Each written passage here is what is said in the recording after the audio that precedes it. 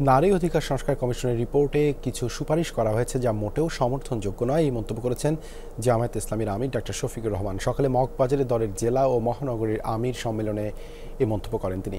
বলেন, কোরআনের বিপক্ষে কোনো সুপারিশ জনগণ মানবে না, তাই নারী সংস্কার কমিটি বাতিলের দাবি জানান তিনি। জামায়াতে আমির আরও বলেন, সংস্কার কার্যক্রম আন্তরিকভাবে করা হলে সরকার ঘোষিত সময়ের মধ্যেই নির্বাচন সম্ভব। প্রকৃতির নানা বিষয় মাথায় রেখে জানুয়ারি ফেব্রুয়ারির মধ্যে নির্বাচন দেওয়ার আহ্বান জানান তিনি।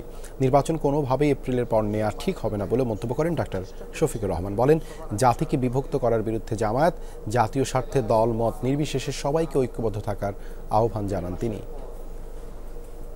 নারী বিষয়ক সংস্কার কমিটি নামে একটা কমিটি প্রধান উপদেষ্টা বরাবরে তাদের সুপারিশমালা সাবমিট করেছে। আমরা বিস্মিত হয়েছি।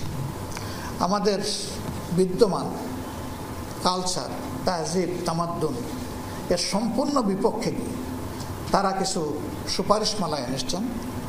এগুলা বিবেচনা করার তো প্রশ্নই ওঠে না।